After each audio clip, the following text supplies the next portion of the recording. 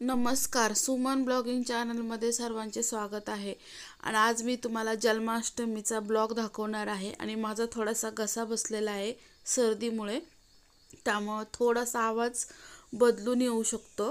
आणि ते पाहू शकता, आपण जन्माष्टमीसाठी आपण 56 भोग बनवत असतो तो आम्ही इथं बनवलेला आहे. खूप साऱ्या गोष्टी मी विकत आणल्यात आणि थोडं फारच घरी बनवलंय, कारण माझी तब्येत ठीक नाही आहे त्यामुळे. आणि तर मी इथं भोग भरण्याची तयारी चालू आहे. थोडाफार भरून घेतलेला आहे. काही अजून गोष्टी फळं वगैरे यायच्या आहेत, म्हणजे बाहेरून आणणार आहोत विकत. तर इथं थोडीशी तयारी चालली. आणि आमच्या लाडूचा बड्डे आहे, हा 4था बड्डे आहे म्हणजे बाळकृष्णाचा. तर त्याच्यासाठी इथं फुगे फुगवत आहे, पाहू शकता. थोडेसे फुगे पण लावायचे, थोडंफार डेकोरेशन चालू आहे का घरामध्ये. आणि आता इथं भोग मांडून घेत आहोत. रात्रीचे 11 वाजलेले आहेत. मिस्टर मांडून घेतात ते. इथे पहा, म्हणजे समोरच थोडंसं डेकोरेशन केलं आणि तिथं खाली मांडून घेतलं. छान असा पाळणा बांधला इथं. आणि ह्यांना मस्त असं पाळण्यात बसवलं आहे सकाळपासनं.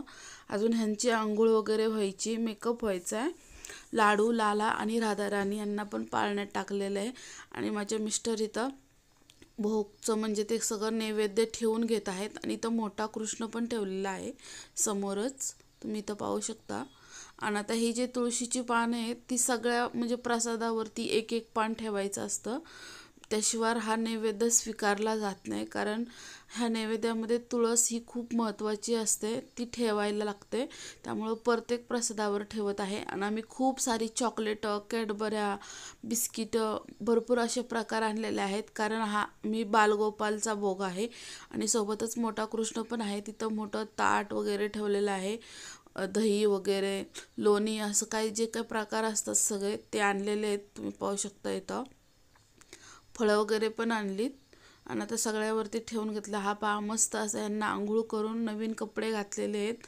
ह्यावेळेस आपण ह्यांना ब्ल्यू कलरचा ड्रेस शिवला आहे. इथं पहा राधाराणी आहे. आणि हा आमचा लाडू पहा कसा दिसतोय, मस्त असं त्याला सजवलं आहे. आणि छोटासा लालाजी आणि छोटीशी सजावट आहे, पाहू शकता. जास्त काही यंदा केलेलं नाही आहे, नॉर्मलच केलेलं आहे. सगळं येलो कलरमध्ये सजावट आहे आणि ड्रेस ब्ल्यू आहेत. पहा कसं दिसतंय, नक्की कमेंट करून सांगा कसं झालं ते. आणि कसं आहे की ह्यावेळेस जास्त आम्हाला सजवायला भेटलं नाही, कारण माझी पण तब्येत ठीक नव्हती.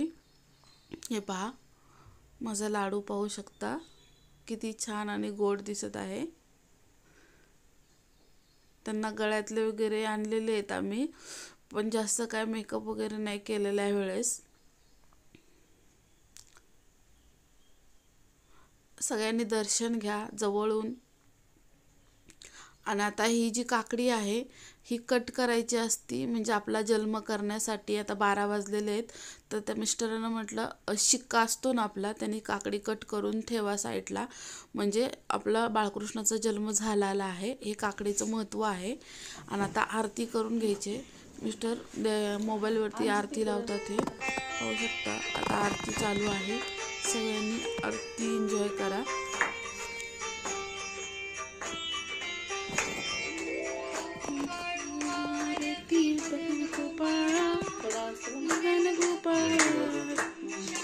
घंटी वाजवते ती, तिलाच माहिती रे.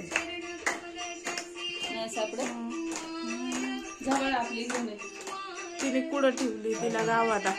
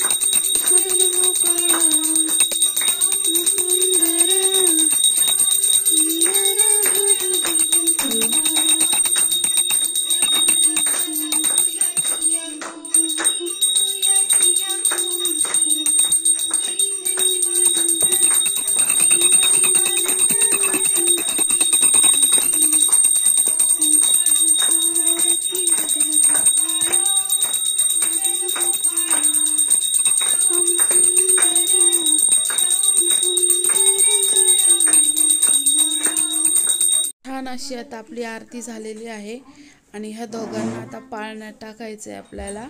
त्याआधी आता वरती टाकून घेतोय. पाळणा वगैरे सजवून घेतलेला आहे. पाळण्यात सगळं त्यांचं चादर वगैरे गादी वगैरे टाकून घेतली. त्यांना पाळण्यात टाकणार आहोत. इथे पाहू शकता थोडीशी तुम्हाला म्हणजे डेकोरेशन थोडंसं दाखवते मी. हे पहा, इथं पाळणावरती स्लॅबलाच बांधलेला आहे आम्ही. म्हणजे दरवर्षी तिथंच बांधण्याची त्याची जागा बनवली आहे. आता पुढे पहा. जन्माले बाळ कळ सोन्याचा देते डहाळ, कृष्ण जन्माला कंसाचा काळ, जू बाळा जू रे जू. कुर कंसाचा बंदी गृहात माता देवकी झाली प्रस्तुत, पहारे करी होते झोपेत, उघडली सारी द्वारे अवचित, जो बाळा जो रे जो जो. बाळाला ठेविले यशोदापाशी, नंदाची कन्या घेतली उराशी, धावत आले देवकी पाशी, जो बाळा जो रे जो जो. मथुरेमध्ये अवतार धरिला, कृष्ण देवकीच्या गर्भाशी आला, तोडून बेड्या पहिल्या दिवशी. मोबाईलवरती पाळणा लावलेला आहे, थोडंसं तो ऐका, कारण मला पण एवढं जास्त येत नाही. थोडंसं मोबाईल तेवढंच मी बोलले. पुढे तुम्ही थोडंसं मोबाईलवरती लावलं, थोडंसं ते ऐका. जन्माष्टमीला बाळकृष्णाने पाळणा टाकायलाच पाहिजे. दीदी दिसत नाही. आपल्या घरचा कसं आपण छोटा करू शकतो. हे तर मला छोटा दादाजीला मंदिराला पाळणा दुसरा पण पाळणा म्हणजे असं थोडं भाग असतो. नको एकत्र दिसतात सगळं खायला.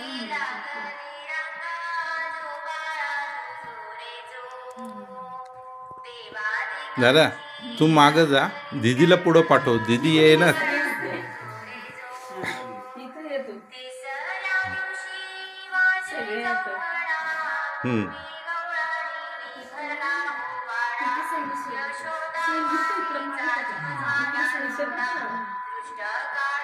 तिकडं